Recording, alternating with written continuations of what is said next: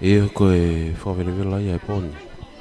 Pea whataonge pe kau taklere ia te whamafola kia tapa pe ku ke mea mai mia. Io, pea mi he vai ko puna. E kainga niu wā kai, pea moe vai ko tufu mahina.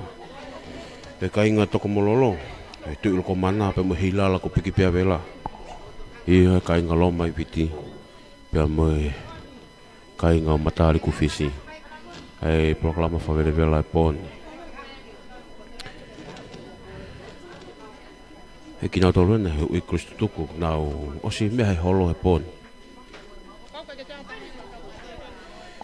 He kamata e proklama e poni. Patap ke api ko whala ai tau kere o haawera. Patap ka Luciani Ruan mohui.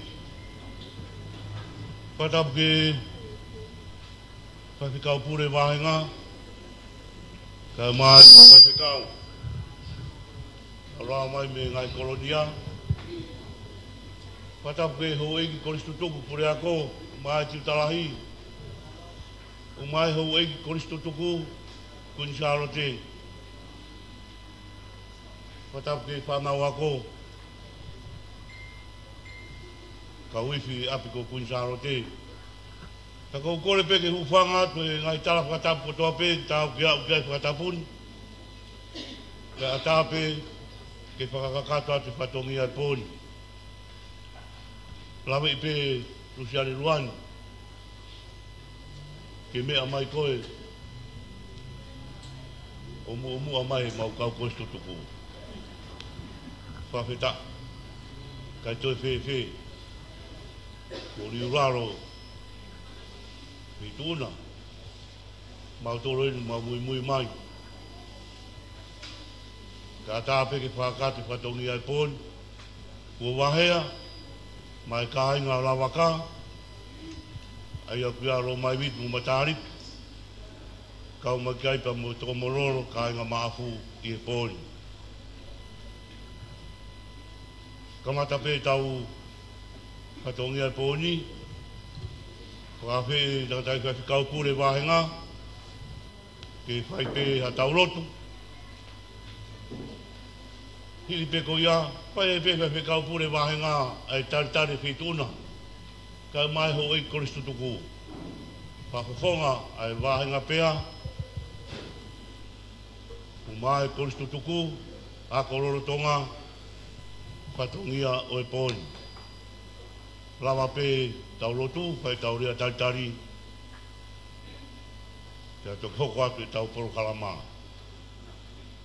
Maro, kore peke kauifi, ai mai pēa tau him, whai pe kau a tau lotu.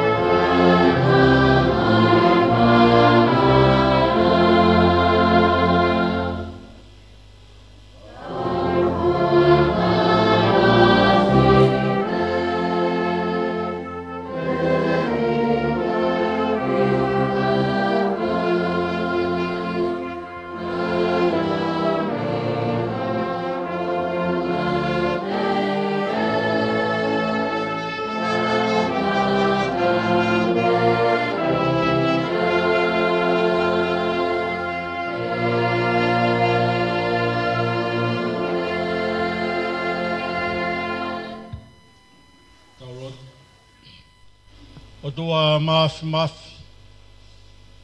Ai a Fiona ko mau tupu anga. Ko koe ku iaia e mau amanaki. Tu uai pepa mo e mau wharara. Pea koe ai pepa mo e mau tui. Whawheta. Pea toi whawheta. Afia mai a Fiona ke he fiafi maho i ngaini. Mea mai ho iki. Mui mui mai a koris tutuku. Mo koris lolotonga. E whai a mau whiohi. Ia mo e kāinga. O e tama ko lawaka. Ako kakato anga e taloni o tonga.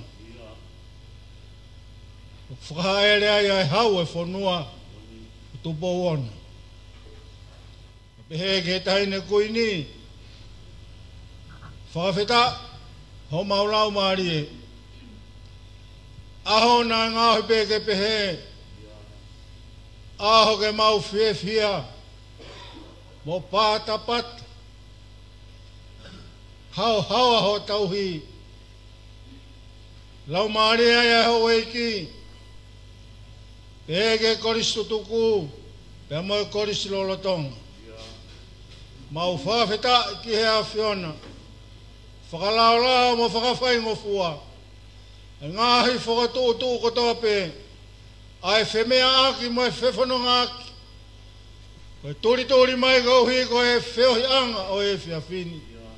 Mau whamalo at ki hea Fiona. Mua mai pe ai keresi ho a Fio. O tari hao kakai.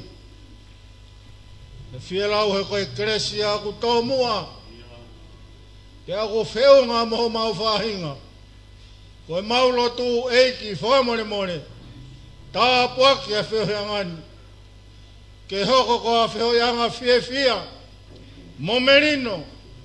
Pe hai ai ofa ai a Fiona. Koe haha luku. Moha vahe. E tātānaki he pōkoini. Mau lotu ki ho a Fio. Tokoni mai ai a Fiona. Whakalahi mai me langina. Tāpuak e kau korisi mua. Tāpuak mo whakamonuia. Laka whine. Ai lolotonga. Hena ia kau whine. Oi ane hafu. Whakawhetahi a ho maulau maari e. Kei meri e pe vai ko puna. Kei tonu pe whakataula maa me niu wakai. Ia ku tāu moki mau tonu. O to e tuku hama oiwi. Owa to e tuku. Whaki. Ai kotoa. E whaki ke osi. Kai whakawhaou mai he hoa Fio. E koe tāpua ki a Fiona. Mau whio he maha o tualahi. E aku tāu mo ki mau tolu. E mau kore me alalahi ki hoa Fio. E ki tāpua ki. Whakaivia mai si kau iwi. Pege he kau maulakanga kotoa pe. E whakakakato a e whiohi anga o e whiafu koini. Ke he peke lang ia a Fiona. He mau ngau e kotoa pe. Whakau ai lotu ke isi kau koris mua. Nau toka pe mo nau ngai whautu a ngai ap. Ka kui hen pe o nau lau maari. Nau heni pe. Ka ku mau kau whataha e whiawhini. Ke whakakakato e whakaamu mo e whakatutu. Ke he kāinga o lawaka, pe he, ke sias, te amoe kau koris tutuku, mo koris lolotonga kotoa pe, o he kāinga, pe amoe wahenga pea, kāinga maafu, toko mololo, pe he kilo mai wit, o matari kufis, e ki tāpuak mai amo whakamonu ia, whio hangani, o mau whaelo tōni hua whapeo aloko Sisu Christ. Ka koia mau whakamo ui. Amen. Kore ke u whakakakato atu ai pe ai whakatutu o e pon. Hange ko tapaikina he kōpano ke eki. Whai tai pēa ki whakawa tari loto mawhana. Tahine, o mea mai he whiawhini. Whia kai ngā.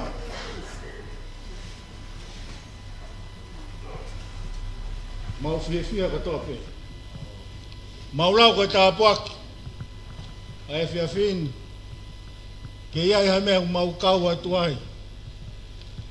Ke he tauhi. Moe langa.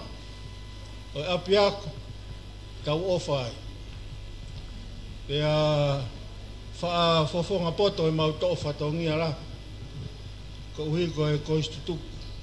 Koiswewhini. O ku whana mea lelei. Ke teki mau tolu. Tai lelei ki mau tolu kau koistutuk. Kau korismua. Na pehe ki e korisilolotonga. Tai lelei ki mau tolu. Ki whala e tau, ko e kere ni. Mō mea i pē, lilingi e ngā hei ta. Ka ko liriu e haoni, tawhea e ta tau e ki, ke tauhia he siasi. I he huawha tamai, mo e alo, mo e lau maare mānioni. Tai tale leiki mo tōru, i he whiawhini. Whatawange, o ku tōre le iat, i he whituna, mo ki mo tōru katoa pē. Ai ki lea tari e whiawhini, lewe e maranga. Kamaro ke whaiwhikau, takta tōre rotu mo e lea tari o i whiawhini. Tai ki tō e whakaloroa, ka e atape mua ke hoko atu i tau whakakalama. Ko tō goni ku mai no pēro mai viti mo matahariku mo tō mororo. Ko tō goni whai ro tā paula, ka maa opo kotoa koristutuku, ka taha mo e mau whānau nau i he korisi, pia o ku wahe kurupu ia. Aia he kai ke toi hao ha koristutuku. Ka wai mo e mau whanau lorotonga. Pia toki whaiteria pia matahariku. Mo lo mai wik mo tō mororo. Ko whakaroroa e tau konseti. Ko e whairu sa paula pe. Ki whakaroroa aki. Wha maa popo e tunga whine mātua. Nā nau whakaunga tāmak i he korisi. Kuia e waru ngufuru tupurahi. Whahi whai. Pea koe whawa e taurunga e tau whenga pāngai pōni. He kurupu kuia i a Luciane tausinga. Koe tau waru ngufuru tupurahi. Pea kuia i pa moe whanau. Hoa whakau maroro Ameria. Kui hen perisi. Kai ke te ui atu a erisi. Teu mai tau taurunga whakawa. Tau whawa ia he kurupu koini kuia i a Luciane tausinga. Kurupu koia. Koine lawa pe tau taurunga whakawa. Se tuata ro mai viti. Hu mai a ro mai viti. Kai ke tau hoko atu ai pe. Ai ui e tau ngahi kurupu. O kuia e whanau ako rorotonga. Pure ako kai mai tiutalahi. O kui he ngahi kurupu pe. Pea o mai pia nau inasi whakataha pa moe taurunga ai korisi totuku. Pa maapopo kotoa ia. Koe teu mai Ameria. Teu mai tau taurunga whakawa. Kore ke kauifi. Ai maa tau hoi fasi. Kai teu mai.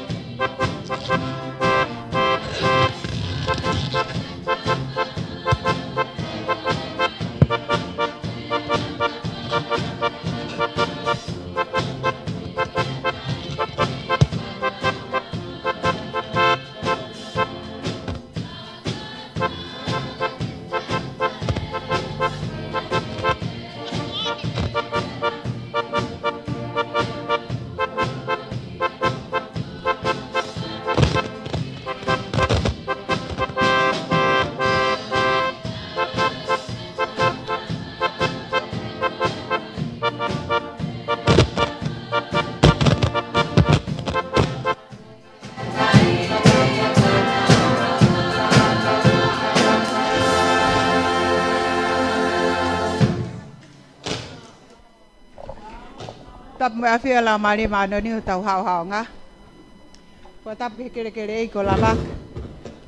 Whakatapu ata hene Luciane Luani. Pea te hufanga tu he tala whakatapu nei whai whikau. O lo tu pea moi whonua. Ko mo wak mai ni ki pea ni. Pe hange pea ko lawe ko se tuata. O mau whaka hiki ang mau tolu a pea ni ko hiki ki doroloa tu e. Ko hifo ko e ka se te ni mo atu e whai walahi a lo mai vitia mo matari. Mo hato e taha pe. Ko e ki kulupu ko e ni, ko e ki toko tolu ko e, pure ako. Ke wakai mai, neonga na mo whai e tūtūni, ka nau hiki mai pe mo tūtūni koa, o aia he pōni. Ho nau inasi ko e ke, na muhanga tohi mo ua ki nau tolu.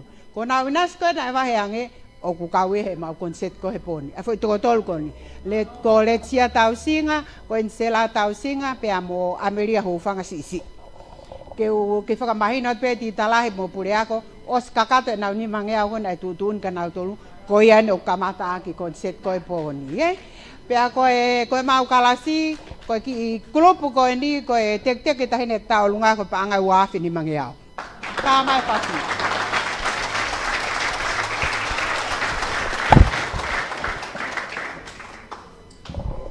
Pas mai ko ia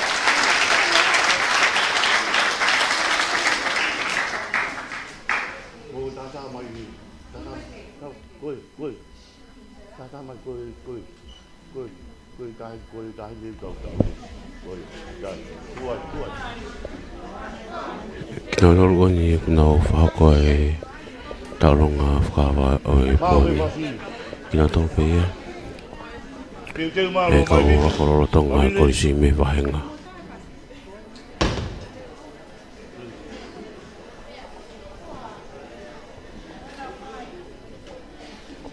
Rawa pero mai viti te mai kau konsutu e kulupu a ofa siwola. Whanau a tau mo penu te mai tu a ro mai viti. Toko morolo mo matari ko le mau pe whango ngat pe.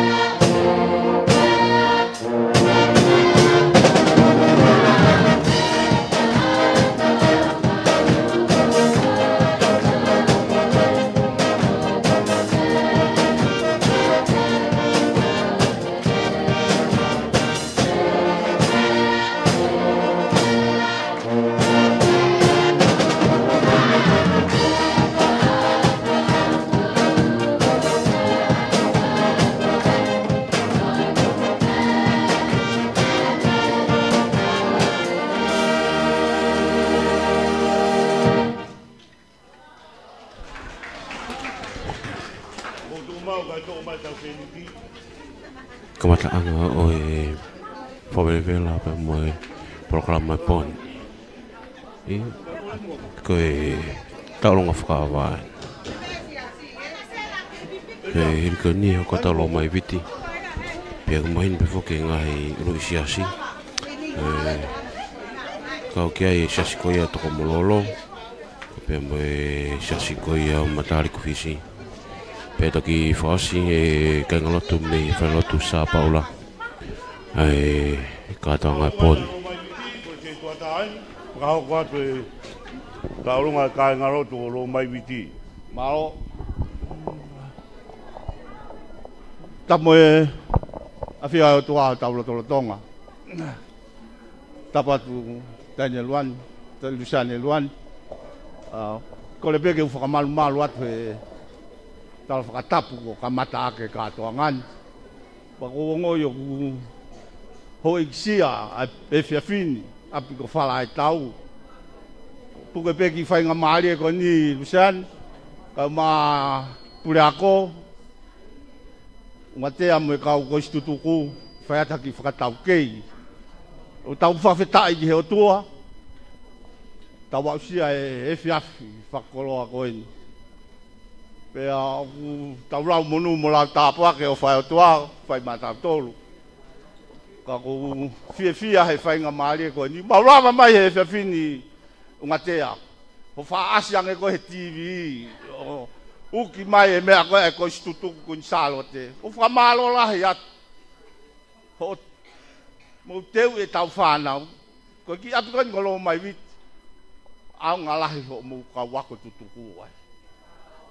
Ea o mau heni mo mau whanau wako lolo tonga ko toko tahawa. Pa te ui atu he hona hingoa. Koe uluaki ko meknoria whanua koe form fit. Pika toria matai tonga. Fomuono. So ni akoloi fomuono. Ana lilieni latu fomuono. Tarita Minoneti fomfa. Maria Sakopo fomfa. Christina Sen fomtolu. Akanesi Mataitonga fomtolu. Alice Koloi fomfa. Moala Takapu fomtolu. Salote Hefa fomua. Motapaita taufa. Fomtolu. Koe whanau ako lolo tonga ia o mau. Lele mai moia he poni pure ako. Kai umaa e koris tutuku. Mau kau whakatahape he poni. Taki mai ai ki whine motua. Ko mereane matai tonga. Chen. Koe ki whine motua mahalpe koe haha no la kanga hau mo koris tutuku. Kaku mau. Kakai ke ngalo ai. Whaifikau. Naso nyo whamoni. Pea mo siaso lo mai viti. O kore atu ki hei whiai maha ki foi fas. Ki talateu wake mau tau alunganga ma toki kamat. Goia, tau fie he poni. Kai ke tuku. Kai ki mau e mau tau alunganga. Waka lolo tonga! Moa!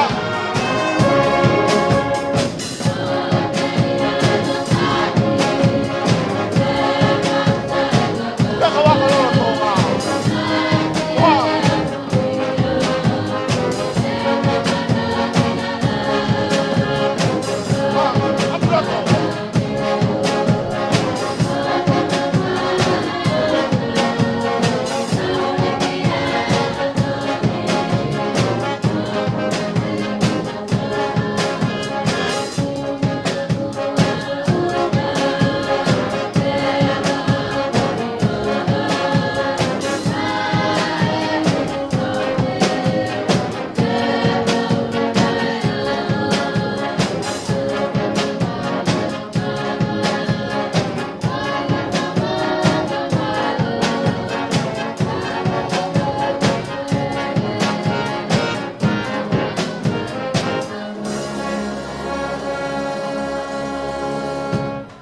Mau ki whanau ako lolo tongaen, kau ko istutuku, whai whekau, naso nyo whamoni mohono hoa.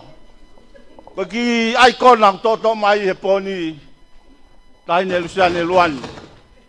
Kau mga ngatea, koe pasten mahalo ko istutuku, pureak, titalahi. Mo kau ko mua ko mo mea mahe poni. Ko ki ai ko lang toto mai mai fana wako lolo tonga. Kono le afo ko pe ko me aongo ko tamatang mai. Feo mo panga tamano ni ma.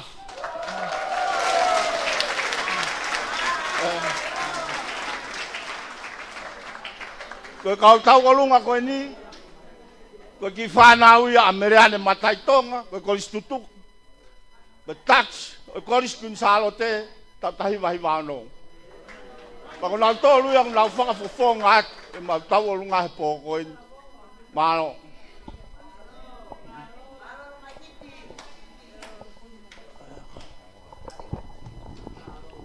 Pas pasi mai aro mai wiki. O ia.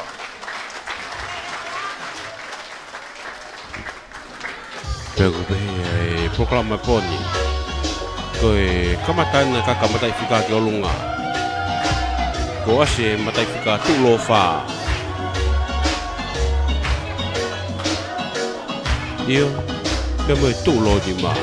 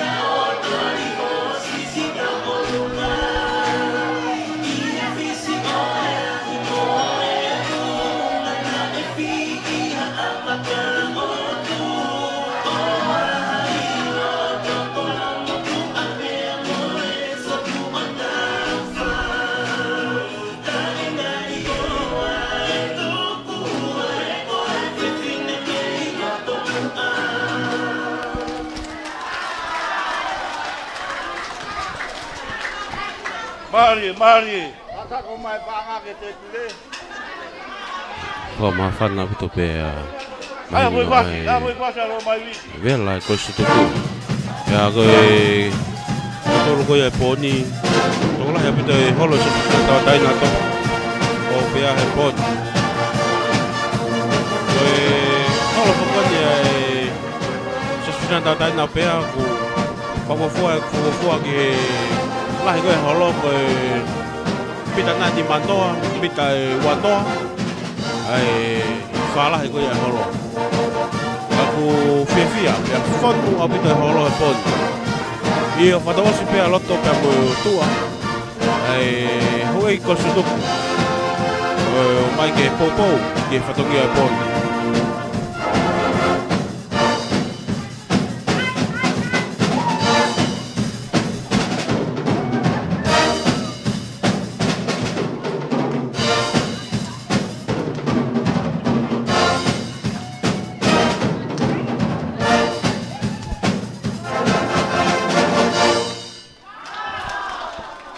Maro.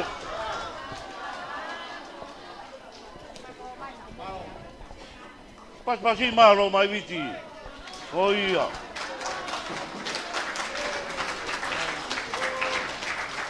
Ko ave tau toi ro mai viti o tuku ke langi. Toka ngā pēa. Hange upai ngā tā ia pēa. Kai ke, koe ātunga whokia rusiane fia. Koe tau konsete pōni e peheni. Romai witi ta si hola. Whawhai whoke ki paru heni. Koe alai peko ki tau i whaamu. Koe telefoni. Koe whe mau hoi toto. Pea pehe tau konsete pōni. Romai witi. Pauline, mono homa. Ka ratu peku me remo tau waka e ui toto. Kia ko pau ke tau tuu kotoa, te ria nā tō, ai ka inga, koe tahine kui ni en, konsete pōni. Kia ko tui o tau whiewhia pōni, ka ui au tau hoi toto, he kai ke toi ui taha ui peke tarasi ti, ha, os. Koe tū ni e me whai whikau pure. Hoko ene tā runga, ai kurupu, a mere la tai hufanga. Ia whareola hufanga, hainite sentis, pere sentis, wairima whaapoi, Ana Maria whaapoi, Makita Fiu, Si Queen, Fiu tautua a, Siu Titi, tunu kwa. Hoko mai taurunga ko ia kurupa la tai, whakakatoa e taurunga whakawa. Pangai wafe, ononge au, hiwa ngofu mata. Tupou, mo Ameria, toi pe uange au tupu patolu afe. Mei heni ke tua e konseti. Mo takai mai pe tua he, mo huki tua laurau, mo toke mai e. Hoko ke taurunga koe ni, koe koristu tuku. Koe kurupu ia, alatai hufanga. Ui ai whakamau koen, nai ui atu.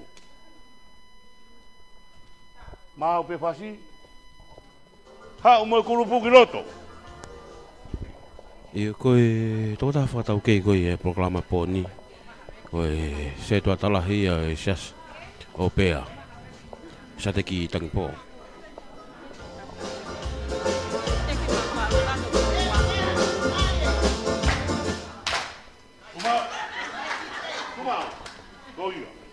Mari, koia. Teki teke ta arunga e kurupu koe ni, whakai tolu afe.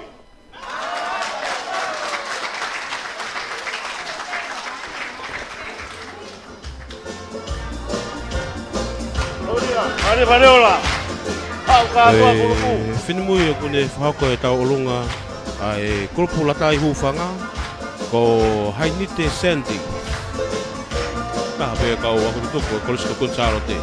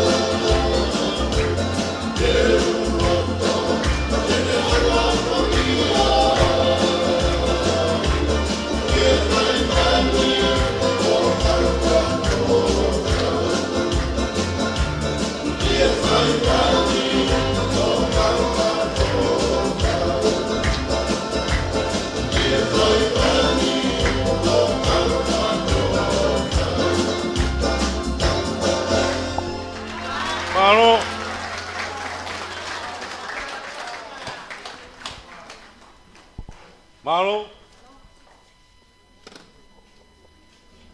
Au taki mai toko ni atoko mororo, siaso toko mororo, pangai tahafe. Kurupa ofa i kaira, mai kare tau mui penu, heu tau mui penu, ane tau mui penu, Evelyn tau mui penu, Meriana lokotui, Seulon lokotui, Mere Sein Paongo, Vanessa Claret, tapuni mai pangai tahafe ni mangeau.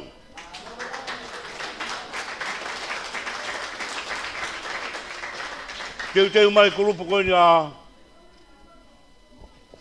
kawa pare, hili pea matariku, teu mai kurupa koe ia. Se tuata matariku. Kore peke hufa ngatu he ngai whatapu ka e whahau atua e tālunga matari kwisi. Matari kwisi utu ia he waha ako eu ako e moha apai. Apau kau teke mau mea e ki koro. Pea koe ki koro koe ni whanau, koe toko taha pe uako koe mo kore. Pea o kou heni mo matapu le lahi koe tau kua o si. Mea mai tahi. Whaha haki i tau orunga e ki koloni. Pea ko mau koe wha more more atu koe ki koloni. Koe tae a kohono kalasi mo. Ka koe malo mai ki tahi de koe ni e le hao o whakafofonga e ki kolo. Ka wifi. Tae mai fufo i whasi koe a mama ni he koe. Whasi e kaunanga. Ke whai aki e. Koe teki tahi ne pangani mafi.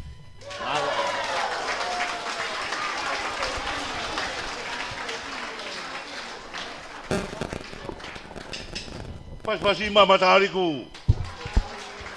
Koia hok matariku.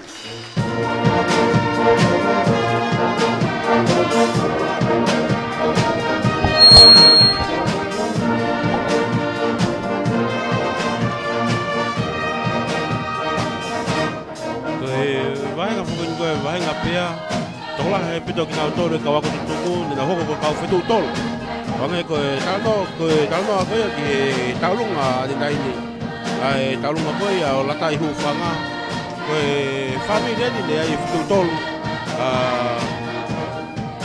fale o la hufanga ronda ko na tolo ni ko tahan na tolo ko tai ni famete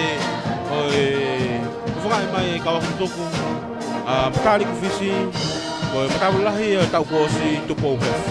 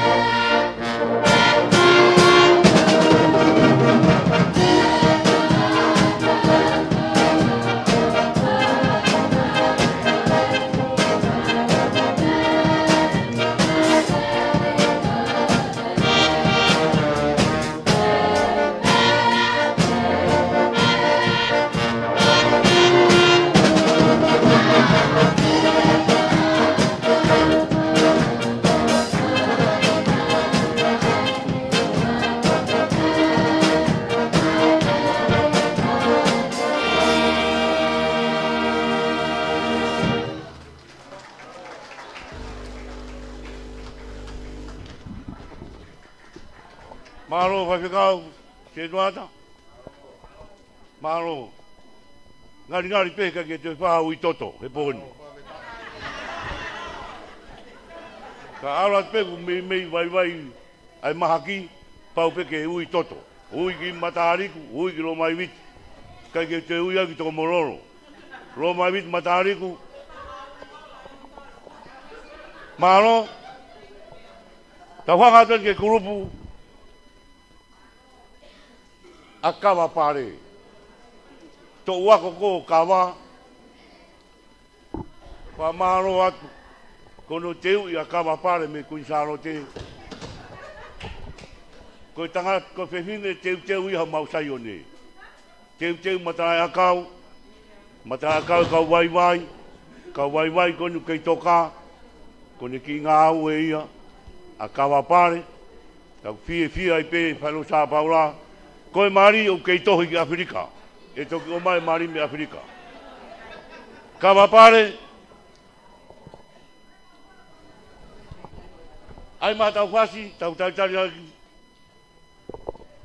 Ai kurupu a kawa pare. Whakatoa e taurunga Ameria Haupanga. Mo e kurupu ko ia tolu afe wangi au tahanima. Tolu ua tahanima.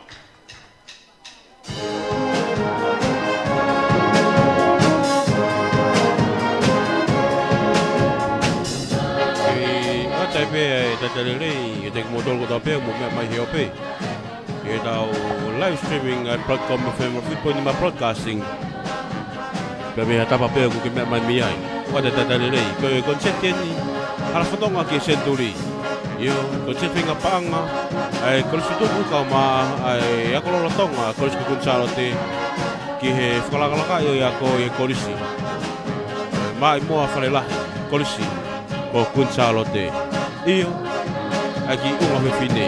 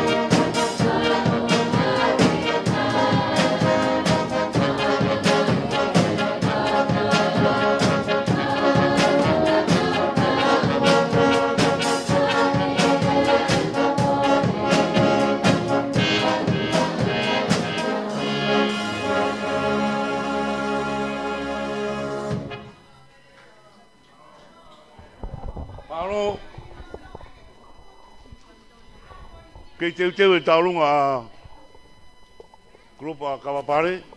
Ia grupo e mau. Tāti sei.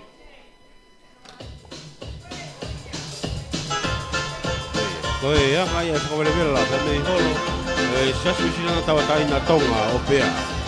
Ina tolu koe ka hoe kosituku pa mei he wahenga pea i he pepin e kaikare kosituku komiti kosituku lai sima ka ma katoa kolisku kunsalo te o hena Ameria Haupanga ama foki a tuko au ahoafi ko pisiola silatolu ko vika fonua a sepi tausinga pasi tongotea ako fani fatafehi ma luti tau mo penu o Pauline Ofaboni ko salote fonua hei solo kai hea ma foki a mosimeni Kamaliku, si pola pifita, pe foki kia mililatai tau mua.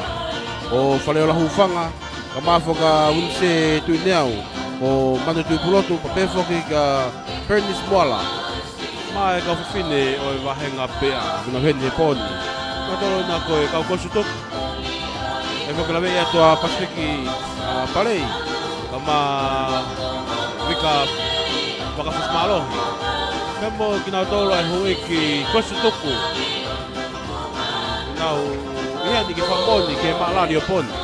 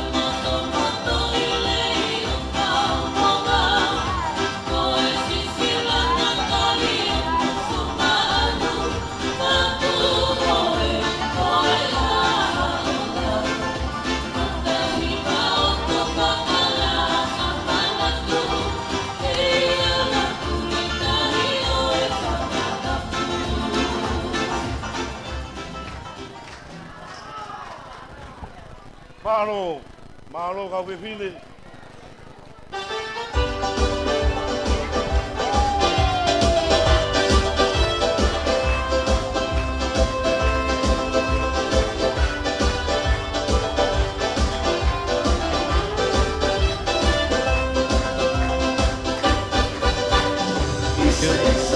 Mai na mo pesoki ai vela mafana ai kainga koi vai kopuna kama ai kainga loi hilala tulo mana ai kainga matari sisi pemolo mai bitifoki e hoan koi ia keji koi tau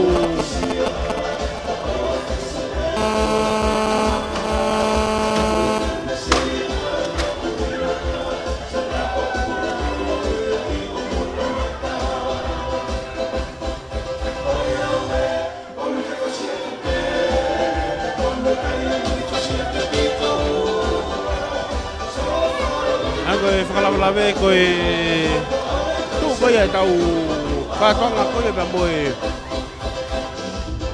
venga panga koe ko sutuku kahi wahenga ka koe te moki lami katonga koe whiunga ko chati koe lami katonga pa me panga tolu mano wafe uange au tolu viva koe ko chati koe ne whahoko i pere hake ne whiunga me panga ono mano whakakatoa pe ko vaini lewa i ahtu si te oi bikeni ne tanaki ai vai ni panga ono mano hi wafe uange au ma tolu nimba ono wafe ono mano hi wafe uange au ma tolu nimba koe tu ia koe katonga i poni usia e fika tu ki he vai wa anga oi ngahi matai fika goni ne tau panongo ki ai pe aku pe katonga ki foi uma fine pe me pe ka fine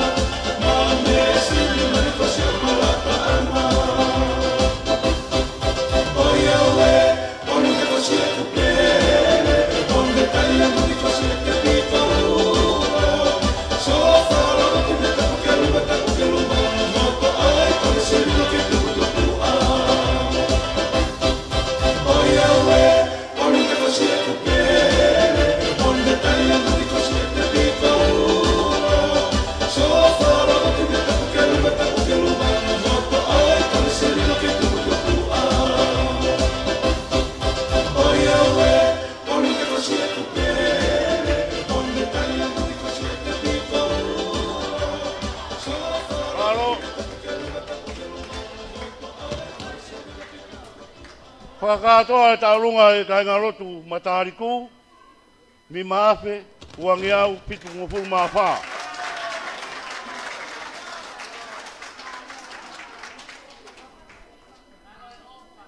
Mau.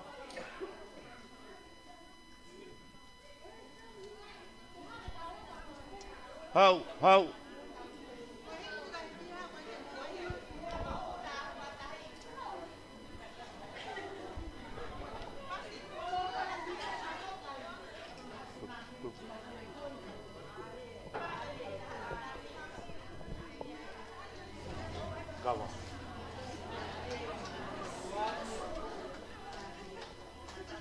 Hangai koe ku whakalawalawe te nai angi.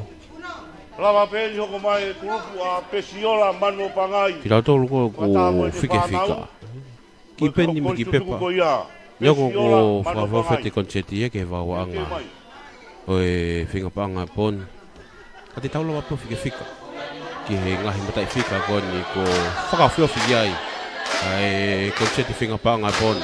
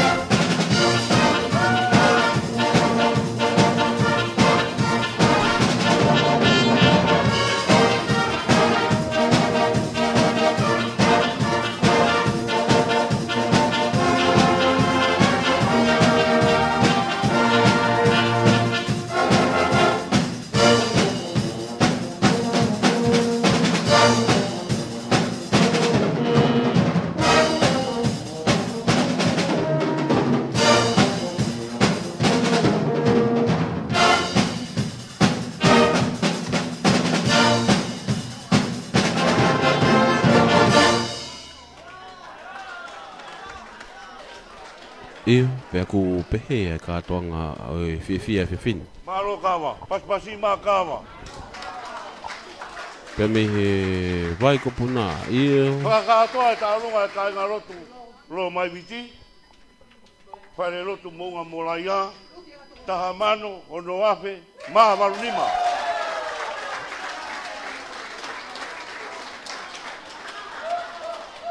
Malo.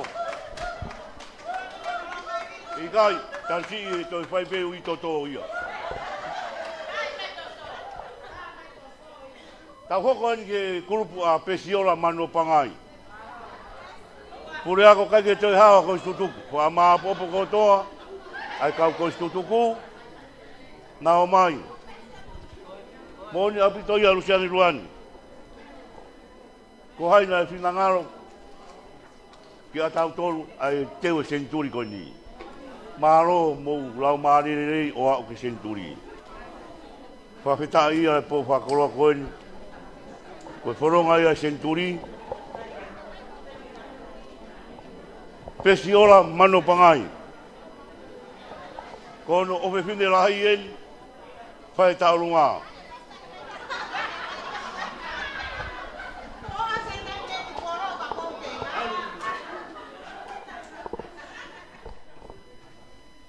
Patap ke o tuak ne afio tau lotonga. Patap ke ho eki. Patap ke Patap kau pule wahenga. Patap fo ke tahine pule ako kai umai.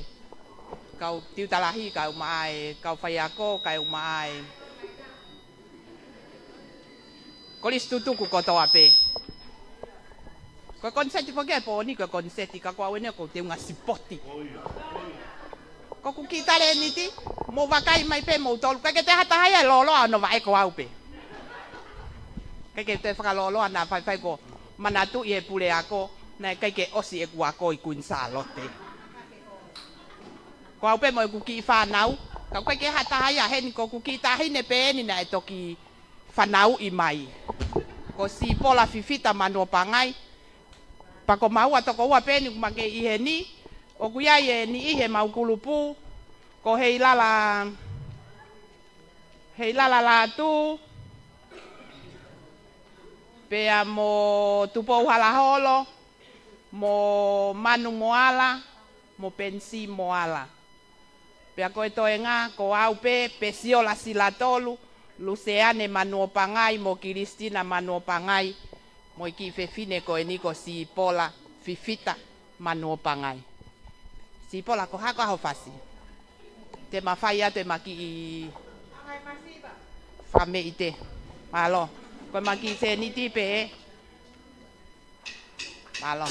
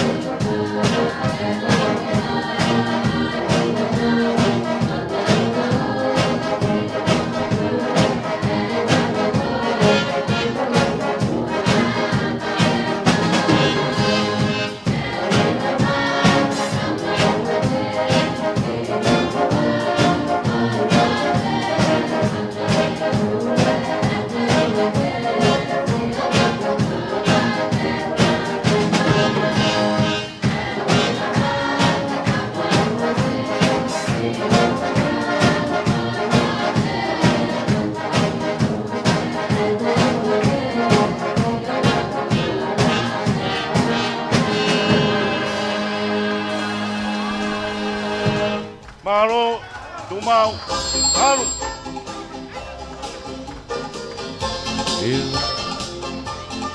Padang e pe ko ta ke le to pe fa ma fola ke ta pa ku ke me mai me ke me pe e flang lang e hon le ti lu sane luan pa ta fi mata ta no pa ta Malo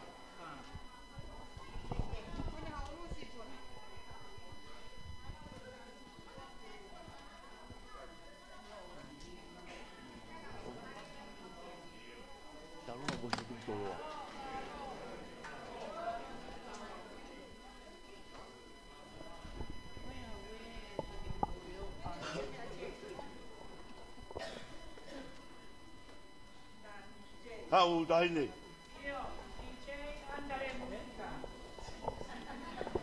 Tu muai. Tuai. Ko kita runga ko ni. Ko tunga matu aya pame kosko tu pou. Ia fai fe kau maroro. Ia mo matu a ko simua. Ta ko kita runga ko ni kai ka me ai mo ua. Lucian Luan. Koe pou pe, ki he teu e kātoanga lahi, ai siasi pa moe korisi. Ki taurunga ane koe stutuku, koe skotu pou, koe teki ke pangata hafu. Kore at ke kau koe stutuku, ka whi kau maroro, mo kātak mai, koe taurunga ane, mau pe whasi.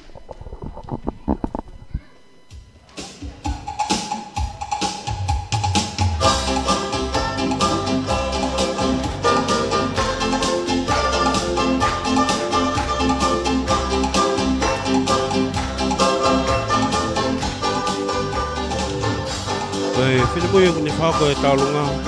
Koe whinimuia ni whako e taulunga nei ai latai hufanga. Ko Hainite Sanchez.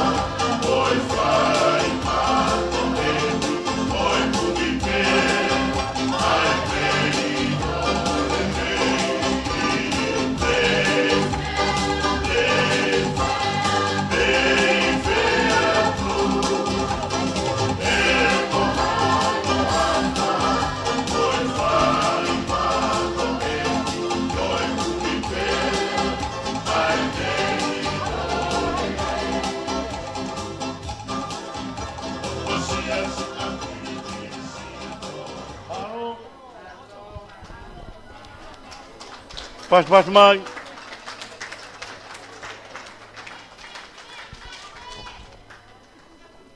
Teu mai grup ko ni haluti. Whakatoa e taurunga e pesiola manu pangai. Pea moe whamau ko ia. Pangai tahafe, walungi au, hiwa mo furu mātolu. Taha walu, hiwa tolu.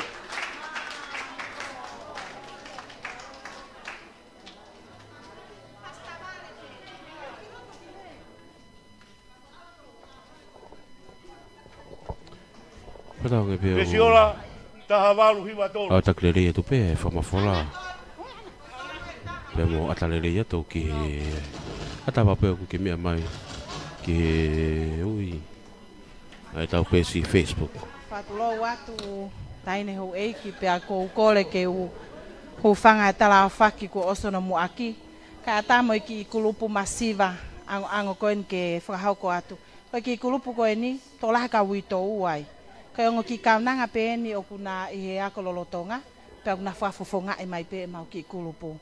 Ka tak whahinga hiwa pe he koe ongo me ane au kai ke na hala na whika mo lau konga whahinga hiwa pe. Malo.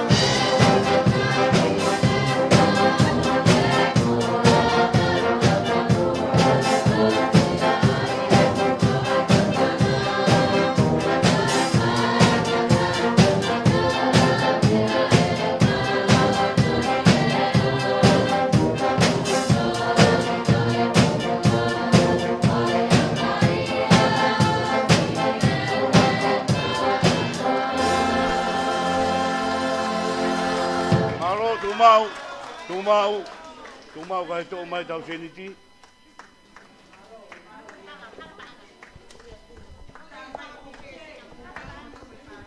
Whakatoa e tārunga e kostutuku koskotupou, ta hawhe te au ni menima.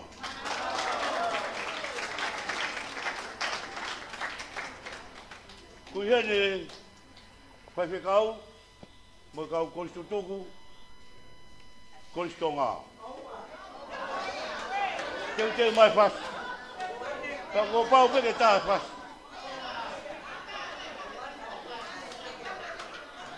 Koi parea mai vai ficar pura ko peteri. Ka ha me ai ma. O kuta pe fas lahi. Ko na ki ke kau pe po e poni. Hei lala kiri toto. Teki pangata hape. Pas mai. Hau kama. Aku kaya fia. Mo e whamawhana e whianga e poni. Iyo, ko kau mai e kalistonga i he hawani. Iyo e whunga mana mo ui. E mo e ohai kula.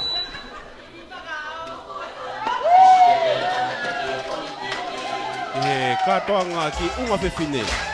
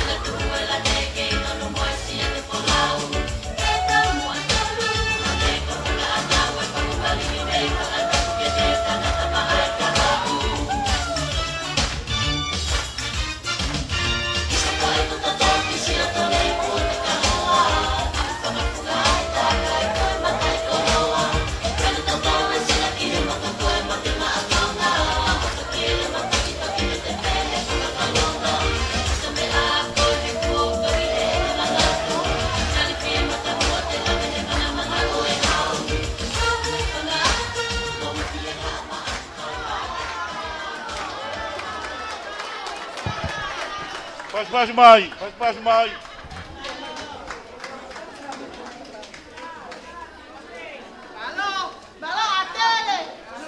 Malo. Pas mai pa kau pure. Pau mai kau ko sutuku. Pengamana mo ui.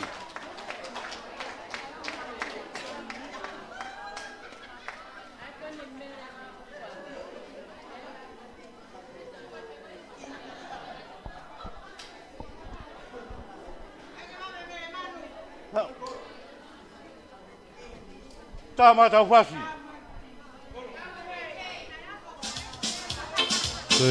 Katonga ko hakatu. Eme vai ko puna. Io me ko tau pea. Pemo vai ko tofu mahina. Hawani. Ko se di finga panga ko se toku. Ama ka ko lotonga. Ko si ko kun salote.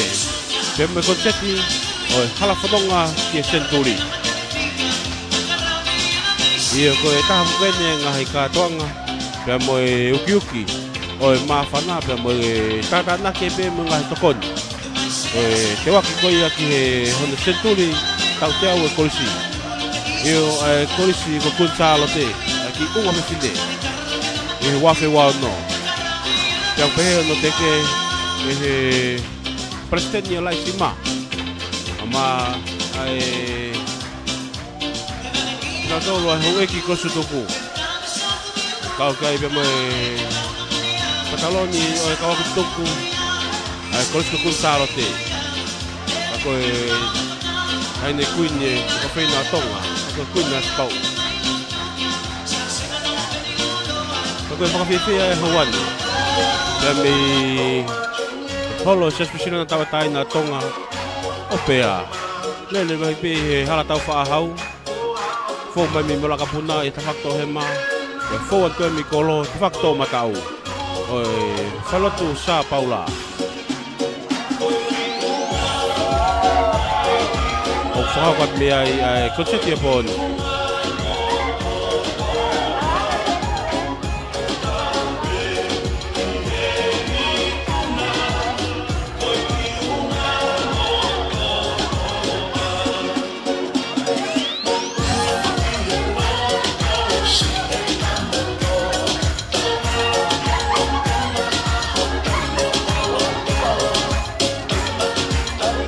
Kawata e tatali rei, ke te kumoto ko tape mo me mai me ope. Ke fa ko langa tonu o e poni. Patanga pe ko takele pe ko ko la. Ki holo to fare.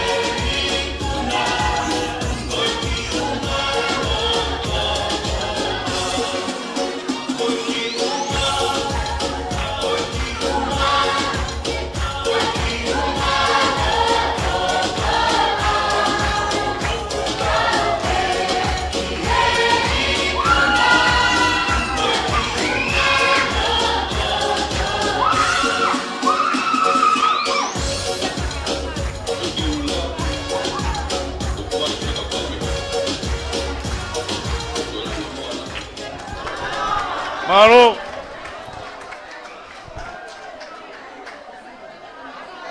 Malo. Talu ngapa kapa? Nai wafe onong yau hiba taha. Pengalaba mai tolong yau mahiba. Aia ko ta alunga whakawaru seani mo kurupu ko ia pangai tolu afe.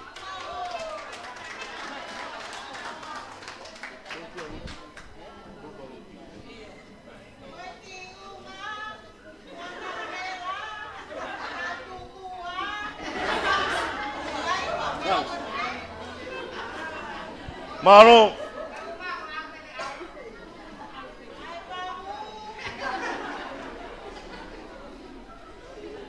Kurupu a ilai sane, kurupu hoa whai whekau, koe toi e ngai kurupu. Kurupu koe ni.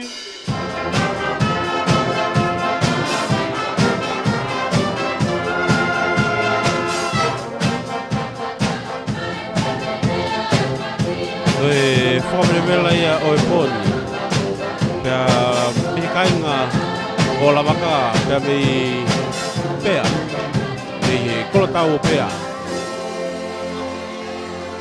Pia kei pifu kei tā laia o e kainga pea, koe alu peke hiku. Whakātua ta urunga e kosutuku a tere, whai whekau pa mo kau kosutuku, ua ape hiwangi au waru. Whakak mai. Kua tau tō hata tōki. Hau ana roini. Kurupa ne tā, hoko mai me kurupa ilai sāne, ospe ko ia, winise, kurupa mosi, kui hene kosu tuku tonga hai, a mere manu. Mere manu. Rama pe koe ni, ko ta arunga koe ni, ta arunga koe ni ko ana roini, sa te ki hawea, mere peturisa, ana roini, meriana, Lorita kupu, aia folawe ngo kosutuko ia, Loviena, Karotia tuimana, Eita taurani, Emeline haviri. Ko ki taurunga koe ni, teki pangata hafe. Laka na roini. Paspasima na roini.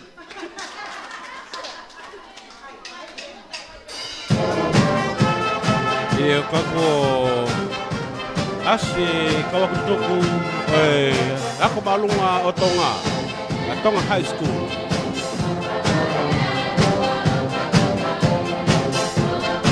Papungai bai e Tereman. Ama hoi kustuku ako malunga o Tonga.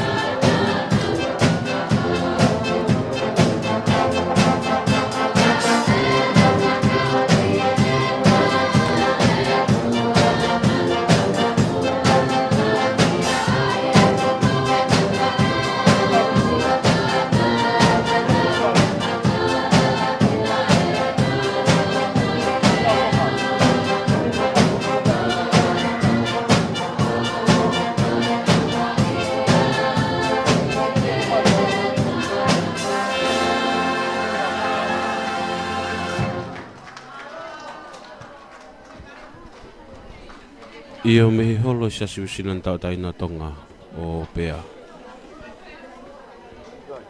Toko lahi apito e kāinga koia. Nau kau mai poni ke whahoko ai tātānaki. E ngahi ofa. Pea mo e ngahi tokoni ke akorolotonga. Tawasi.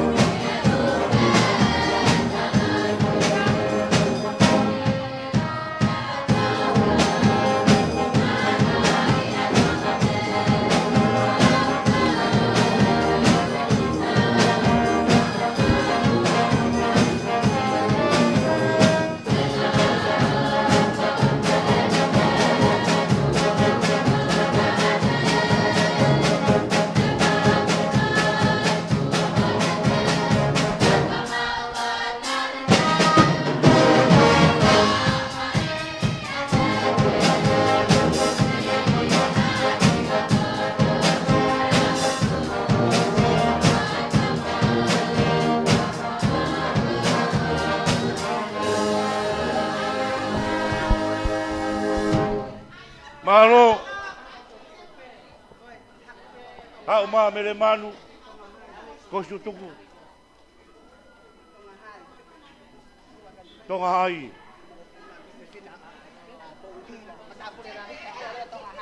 Oh iya. Bagi film motu apen amele manu mo mea. Ai panga taha ke cek-ceki taurunga tonga hai. Pas-pas mai.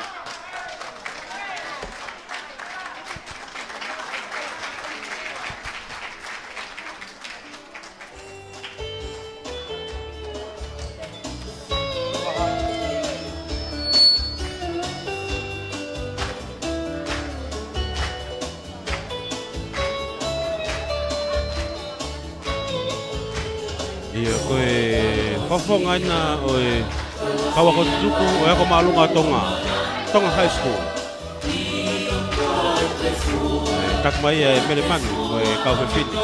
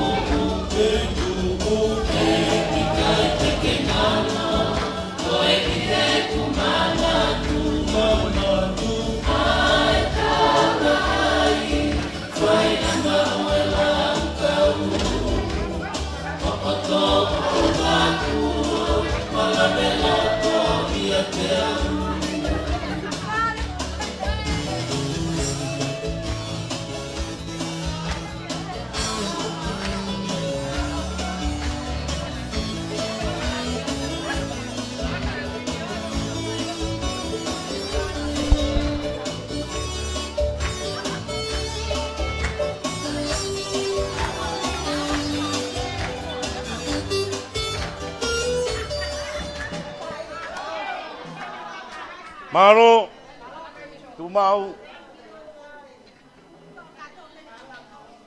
Maro, tahu aku nak amaro ini, mukul koya, tahap setiap matolu.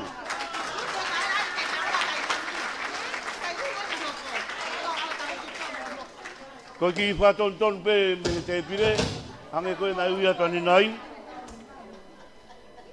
Taurunga a kolosutuku a tere, tahape uangia waru.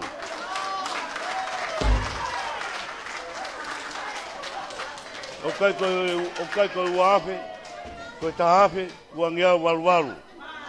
Taurunga kone kurupa a ruti hafoka, tahape fitungiau. Taurunga koe ni, koe kurupu ia ilai sāne. Lava pe kurupu koe ni, hoko mai kurupu e hoa whaiwhekau mo wini. Pea tāpuni lewa, he taurunga ai siasi. Koe taurawa ia. Ilai sāne.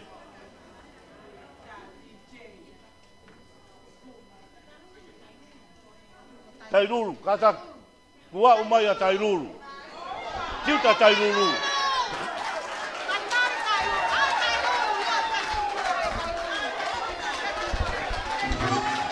Hange pika koe whakalawelawe ane nai. Ko kau kotoa mai ngahi ako anga. Atere, ko Toroa, ko Tonga High School. Tairuru. Tairuru. Kore peke whangai whakatapu kai ata moa ke whakahoko ate ki taulunga masiwani. Koe ki taulunga koe ni koe tokoni pe apiko monu kai awhe. Pe ko tairuru. Koe he ku neongo ku te arwa tō whai e ngā wehe apiko ni kana e teu i kita e ki unga. Koe ai. Malo. Tairuru.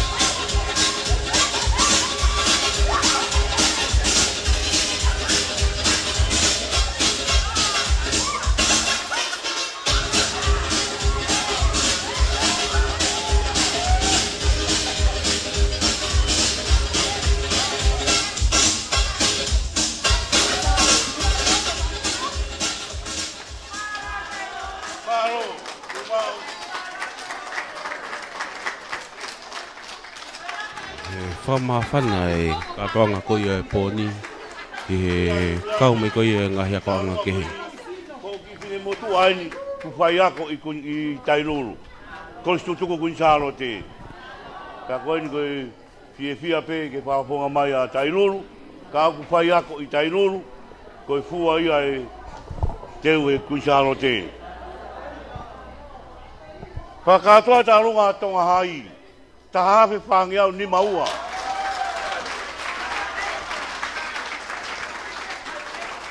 Ngari pe whai whekau kuin Sarote, he kai ke toi whaha ui toto e pōni.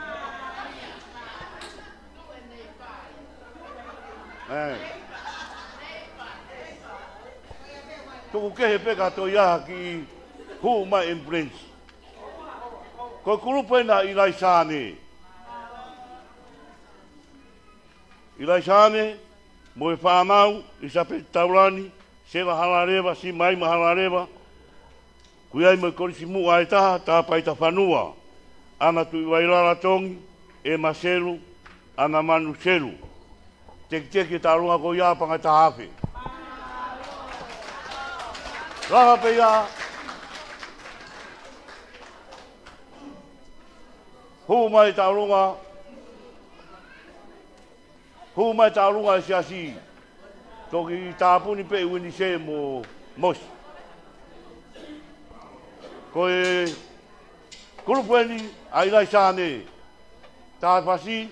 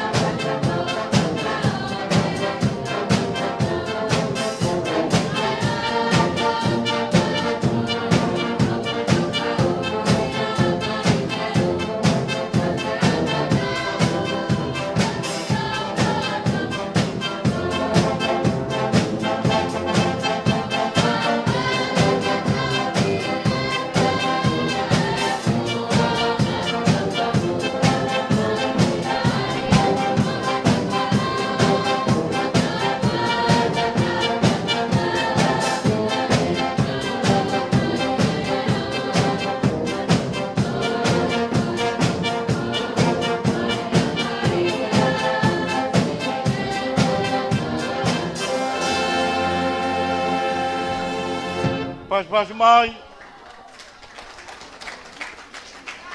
Tawa mai ni ke taurunga ko ni kostutuku. Taurunga tairuru. Tahafe te whanima.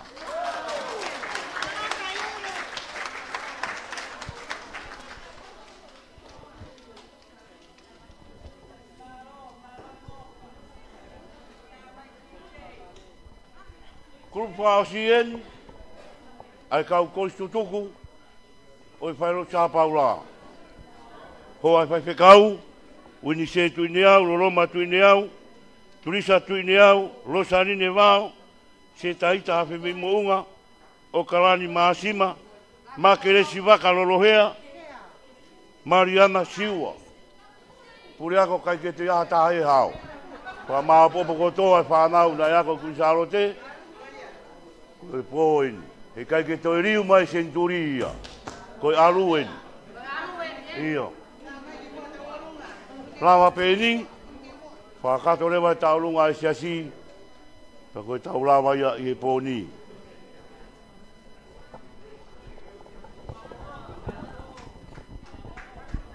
Teu mai whakapare. Koe tau ofe tuki he tau mui e proklama poni. Grupa i rai sāne, pangai fitungi au tolu whā. Koe whina mui goi aku ne whahako atu ai tau lunga. Oe koe sutoku oe kaingalatu sā paula. O whahako atu e Christy Masima.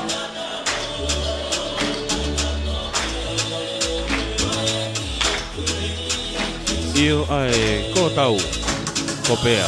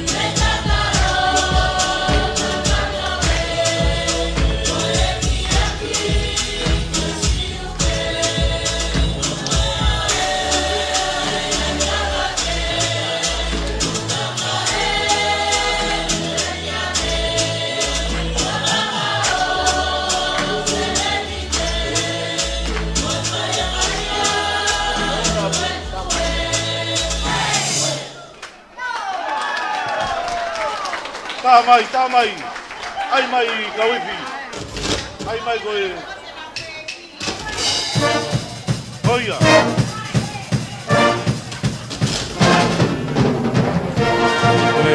Katoa mai a poni, pia whatau ke pe kua utake nei atu koe whakapala ki hatapu leo ki nara ki e ui.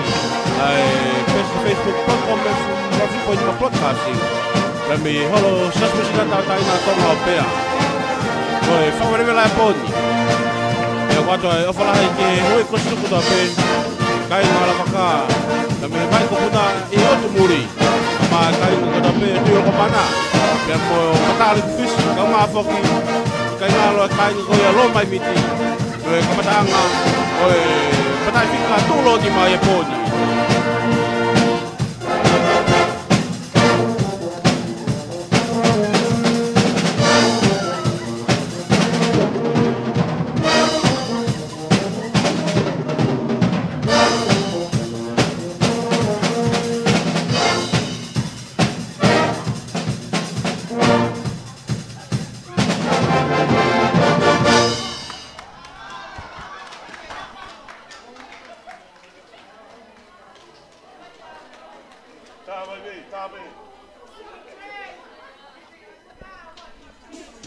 Koe whakalawalawe ai MC te koe whakatau kei koe ai pōri koe MC ia uhua ki pehe kaupai kawa koe MC ia na mamani ko sateki taki pō koe toi pe ai taulunga whukeata koe taulunga tāpuni ia pe koe taulunga ia saslahi koe wahenga pea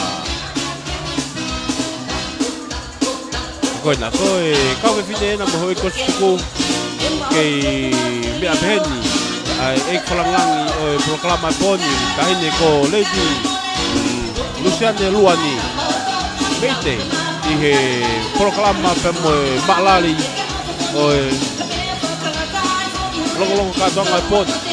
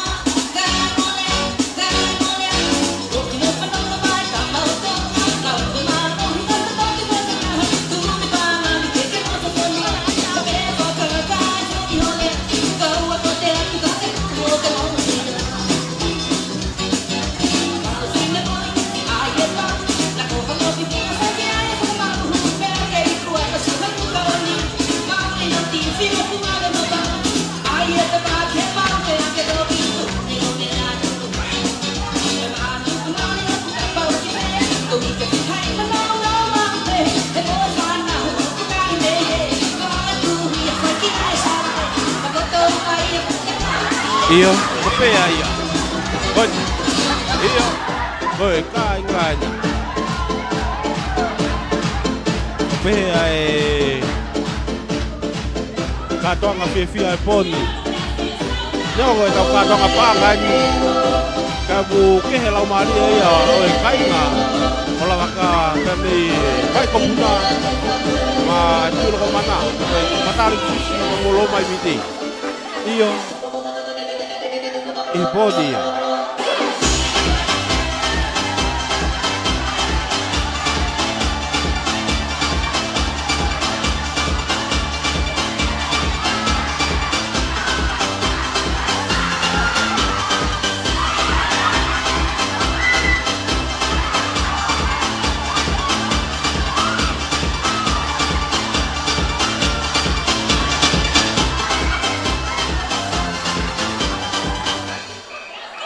Koe kama whaika ena Kuka tulea ena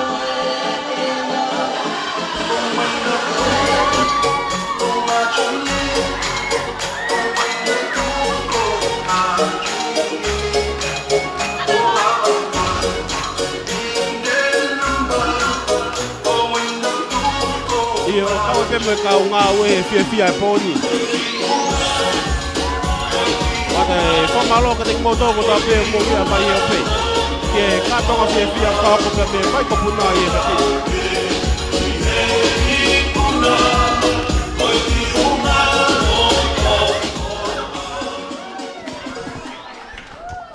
Malo. Pingo e taurunga e kau ko sutuko e kulupo e hoa mari whawhikau. Mo wini. Tāpe wangi au whaono, mālo.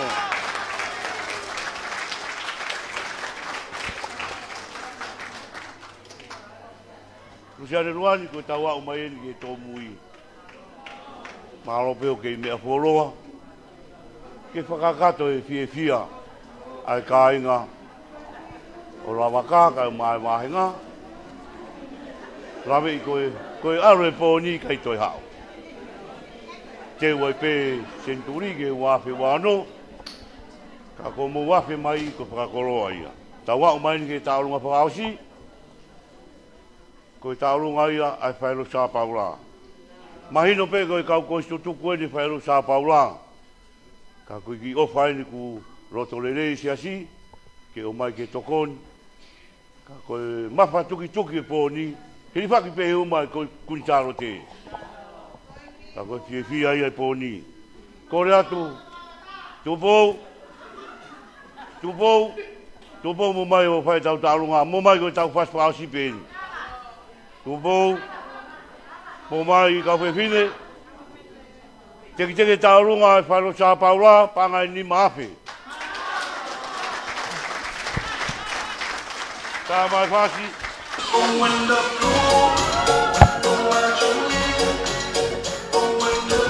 Mai katoa.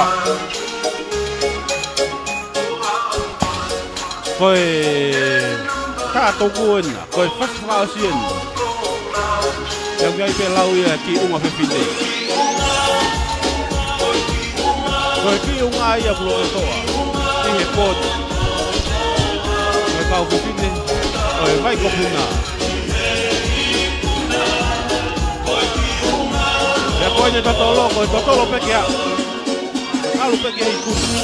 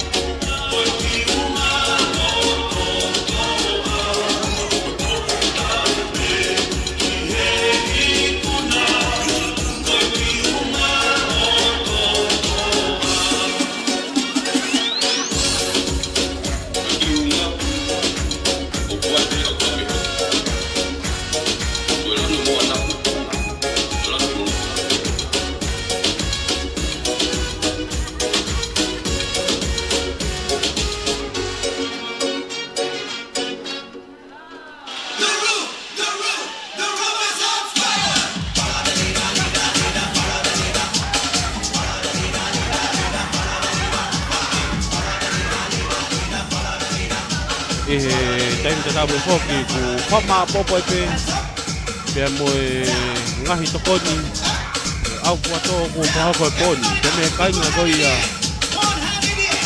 oe vahe ka pea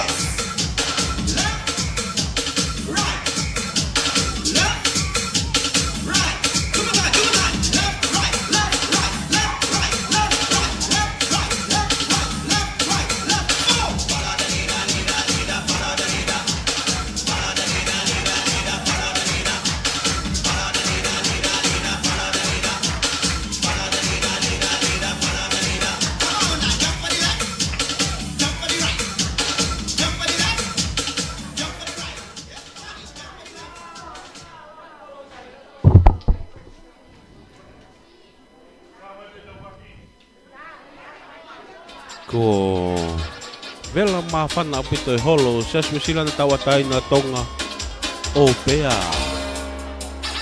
Ia mo e whawewela poni. Mahi no pita e tokolahi ko ia e kātoanga e poni. Ia mahi no befok. Ai mawhana ia e kainga. Punau mea mai ke whamoni ki he poni. Ia mo e tokoni. Ki he ngahi ni se niti. Ki he konsiti hala whanonga ki he senturi. Kia mei pēa.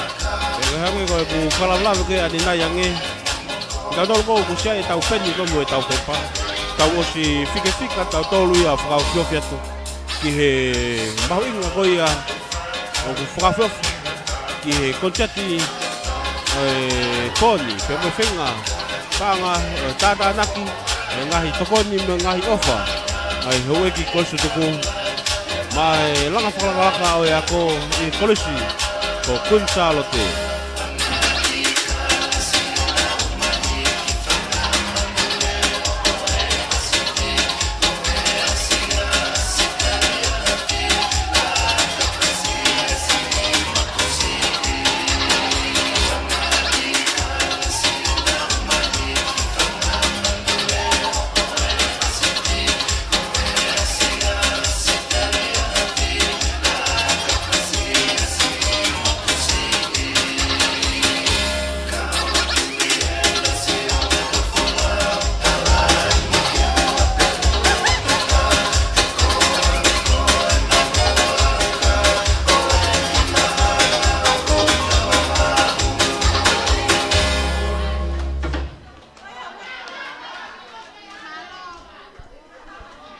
Iyo mehe vai ko puna pe mei pea ie hoan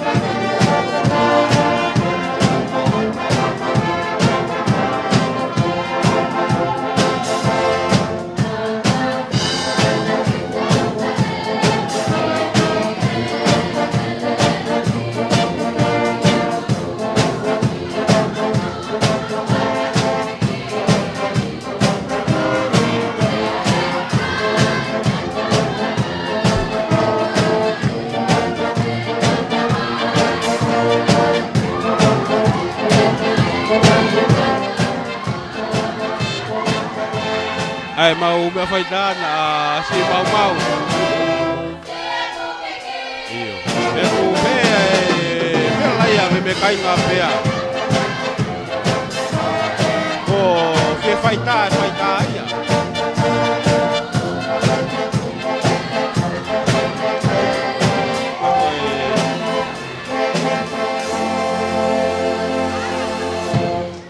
que he au pito e kai nga ia vai ko puna i he poni.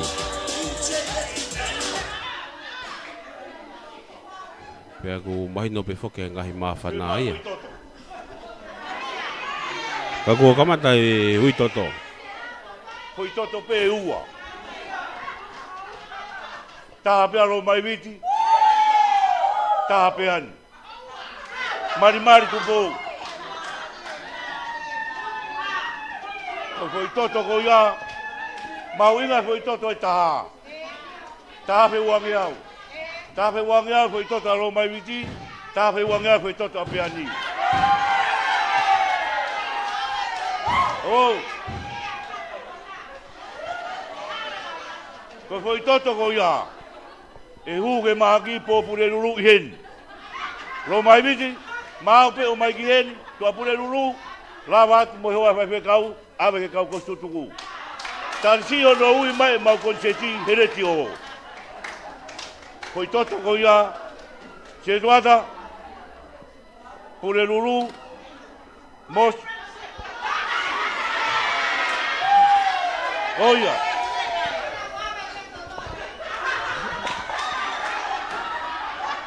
Ko foi toto ko ia. Malo. Ko ka foi toto la ia. Ko mahaki, ko tare pe. Ko hui pe foi toto tai tare. Malo. Ko tawa mai ke to mui o e bon. Io. Para fe hene pure ako. Pai pe ha maro. Pai pe mo taurotu. Pa ho kai pe mo e fatongia. O e poni. Maro. Io. CIPTA.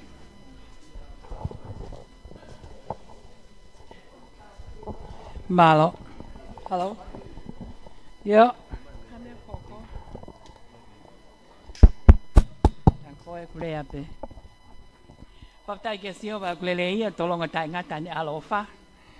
Patau tai mari tai ta puak mahinga hoka koe mea ofa mo ui. Io koe fotutu ai tangata kai whakawheta. Pia whakawheta. He kune kei I waka pe. Ke whakakakato. Ai whakaamu ai tahine kuini. Kai mai ho e koris tutuku. E koris kun salote. Kai pehe foki. Ke koris lolotonga. Isa. Tala mo ka apungi e whakatapu. Ka tā mo e whine motua tā iloani. Ke whakahokwa te whatongia. Ka koe whakamalo. O ku te lawe ipe. Nā roa ko mai e tohi whakatangi. Me he pure ako. Kai o mai whanau lolotonga. Makatuunga. Koe. Kore. Kua ki koini. Ke langa ake. Halok sai nisi. Pea whakawheta. Toi whakaongo mei tau mua. Ka whataha pe ai koris lolotonga. Mo e koris tutuku. Ke whakakakato. Ai whakaamu. Ke whakanau, whakalelei. Ai ako nofo mau. Ai holo. Ai loki mohe o e tau whanau. Ai peito. Ai loki kai. Ka pefo ke apko petani. Io. Pea tātuku ake. Haa ke malu e ta whanau. He koe ngahi ahoni o kukobi. Ko ane afi. Koe kuohiria. Koa pongi pongi koe fu misteri. Ka koe momeniti koni o poni. O kuuia. Koha. Mea ofa. Fungani. Ka koe tau inasi he maho inga koia. O e tāpua ke o e mo ui. Pea tala mai pe Mata Teresa. Ko ofa. O ku kamata mei api. O ku te lere mai pe he poni o whakoutua. Pea te lawe. Ai maa whana. Pea moe tari tari. Ai kainga o lavaka. Koe uhinga peia. O ku ikai koe whine motu ani. Pe koe pure ako. Ka koe hinga pe koe tahine kuini. Pea moe mai moa ola koe he koris ko kuin salote. Ka whataha ai ako lolotonga mo ako tutuku. Ke whakalaka ai ako. Ka koe mea te pu. Koe wheitu ko nau ako ai. Wheitu o ku nau nonga ai. He api ako nof mau. Kai amo amo atu. Ai moi whakalau maari. O ku te whakoutua. Ke whakahoko atu. Ai whakamalo ai tahine kuini. Nana spau. Kai uma ai ho wei koris tutuku. Ai kau koris mua. Ai pure ako. Kau tiuta. Ai whanau ako. Ko hinga koe vai manawa kua mowhai.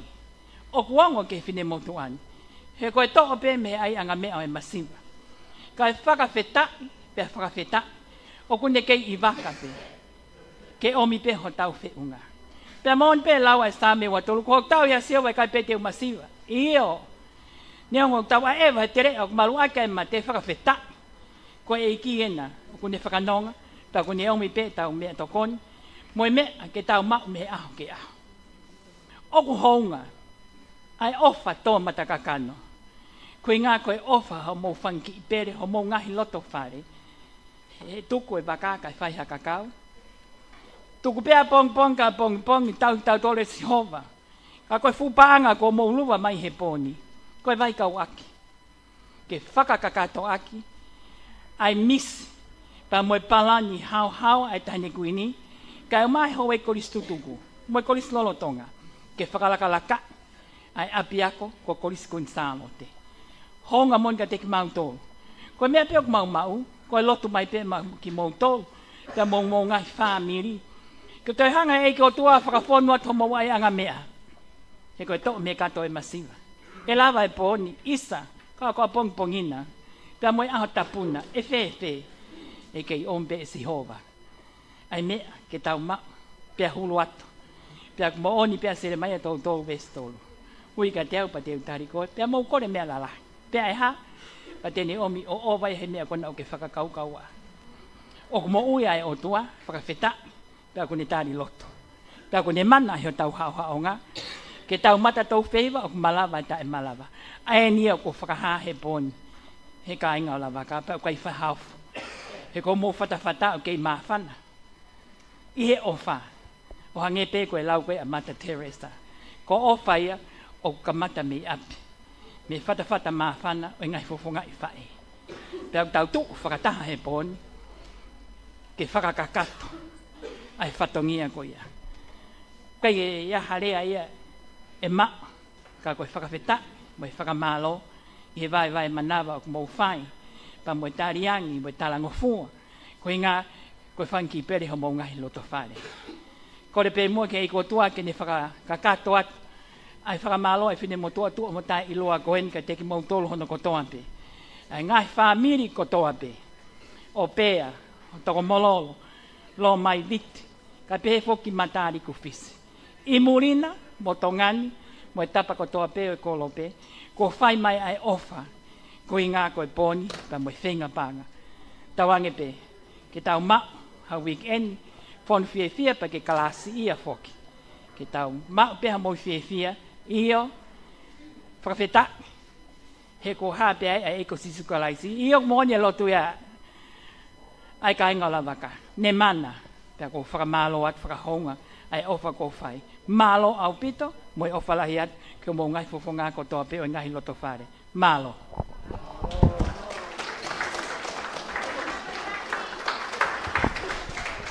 Malo, koe rea wha māroia, pāwhi pure ako, ke mua pāwhai tau rotu, tiutalahi, ana seiri, koe peki wha māmaro he, ke me at moe hui kostutu, kai mai whanau ako, māro.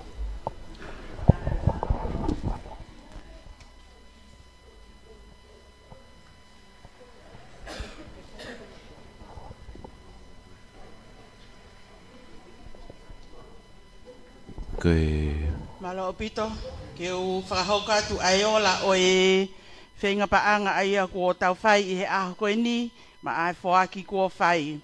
Whiunga katoa ai paanga kua whoaki, pea moe paanga e whamano valuafe mā tolungo fulu māua.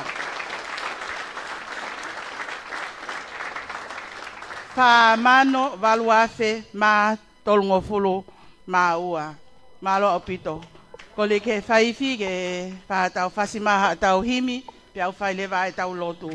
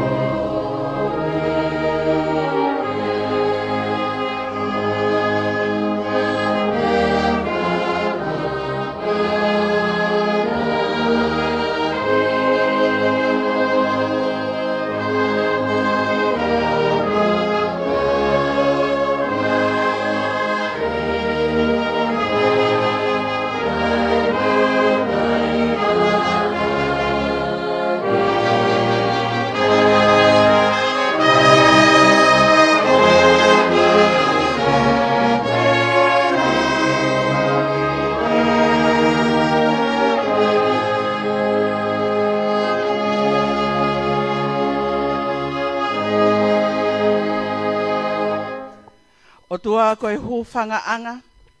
Na e malu pe hao ai ai mau ngāhi kui mua. Tau tangata na unga ki he a Fiona. O malu i he a Fiona ko ho mau kolotau. Ma womia e o tua a ahi mai ki he kāinga o lavaka. I he kuohiri ko e kolotau. Ka i he ahoni kua liwanga. Pea whawheta i ho mau ngāhi loto. Kei tō kakipe i ho kāinga. Ai angai malu i whanua. Ilonga haka venga. Ilonga haka venga. Ilonga ha whatongia. Kei tupe ai kāinga o lavaka. Kāinga maafu. Ke tali koe. Mo tali ko au. Tai maari e mau ngahi mo ui. Ko uhi koe ngahi ahoni. O wika i koe asi. He niuwa ka i koe whakaongo whiri. Ka ko uhi koe liwanga e a Fiona. Ko kailaia e tangatale o. Kainga e vai kopuna. Toko mololo. Mataliku lo mai viti. Koe whanonga eiki. Koe whanonga eiki eni. Hoku whai mai. Mo awaka ai. Ai whewhine. Ko Lady Luciane Luani. Isa. Koe ako angaine tau ngahi kui. Hai tau tangata kua whakaholo i he ngahi loto whale. Na e utu. I he vai melie na e tawhe me he kolisi Queen Charlotte. Lau i tau tangata e ngahi family. Ka inga. Aia kua nau tau. Ai ngahi vai. Na e tawhe me he poto mo e ilo i kolisi Queen Charlotte. Kua ongo me he niu wakai. O tu o tali. Tu o tali. He koe kolistu tu koe. Koe Palestina koe. Kau maae, kau whaiako. Kau maae whanau ako. Koe whakatangitangi koe ni, ko hai tene tari. Ma wo mai o tua whawhita e mau ngahi mo ui. Hange koe lea whawhilo aki na e whai. Kei meri e pea e vai kopuna. Koe meri e ia koe a. Koe kelesi ai a Fiona. Koe ka ainga na e tawhe ai toto i he kuohiri. Koe aho ni kua tawhe ai tata. Pea lawe monu ai ai mau whanonga. Mau omi kua tata na ki he ka ainga. Ai koini, ko hi koe ka veinga ko ha. Pea mau whawheta i ai otua. Ko hi koe koini koe ni. Aonga ia ki he langa whakalakalaka. Mo i teu whewhine o ku whai me he kolisi Queen Charlotte. Honga ia ai mau ngahi mo ui. He koe whanonga o hange koe lea na e whai. Koe kaha u, ta e alo aloa. Mea beo mau whai koe whanonga i he tui. Whakatu uta ki he api o e lotu. I kai ilo pe koe hae koe ini e mau. Ka e ofo e mau mo ui. Ko koloa ia e mau ngai ai anga pa anga. I he toko naki ai a Fiona. Tā pe whasi o tua ko ke tōka ki he loto mo e lau maari e. Ho kau whiwhine. Kau maae, kau kolistu tuku. Nau tuu tau olunga fie fia. A au ai koini i he ilo. Koe alu koe ni ai kifo i koini koe ni. Koe ka hau ia e mau whanau. Pea ku mau whawheta i he loto whoaki pehe. Whawheta i he kolo ku kei tuku whakaholo mei ai. Ai tauhi o i kakai. Tauhi eiki mo i tauhi loto. Whawheta i o tua ko hui koe kau whaife kau maae kau tala city.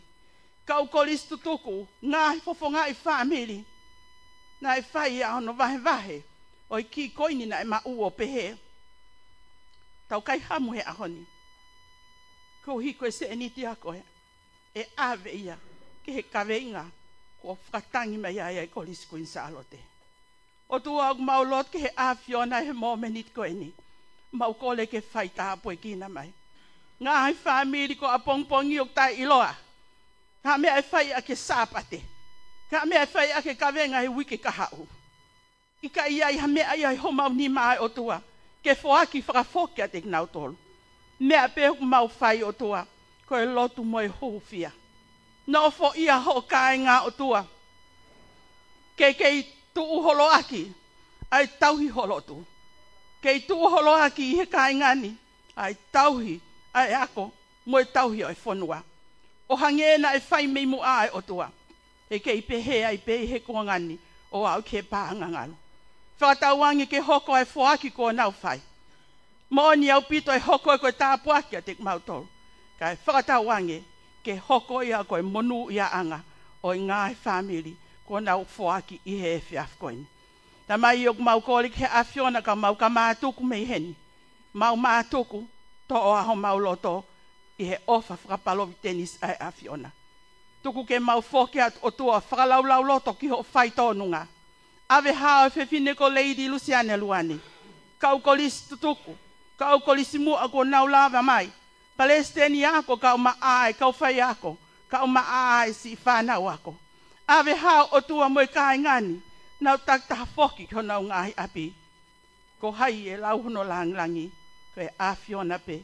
I he ahoni. Pia whai mawai pe. Whakakakato ai lotu vai vai o mau whai. Mau hu mo kole ngahi mi ani. E huafa sisu kalaisi ko alo. Ka ako mau whamo ui. E meni, peko keresi eiko sisu kalaisi. O whaatoko tamai whihalau maari e maani oni. Tek mau tolo ko toa peo na hiki. Kai whai peo tai ngata. E meni. Lau kakatoi a katoanga. E whinga paanga. Kolisi tuku ka maa kolisi lolotonga. E kolisi kukunsalo te. Konseti halafononga ke senturi. Pea me holo sesu sinana tawa taina tonga o pea. Pea kua te pea e ofalahi. Pea me fofonga te kau whakfatongia o e poni. Pea me he tau pesi live streaming Broadcom FM Marfipoinima Broadcasting. Pea kau whakfatongia ko ia e poni. Ko whaita ne ia whiria paia kau maafoki a Wepi Junior Lea. Pea tau ata na e tukatuia e alipate ki sina. Kau me sake whamokioa, malo mo mea mai, ka mo mea tua whātu.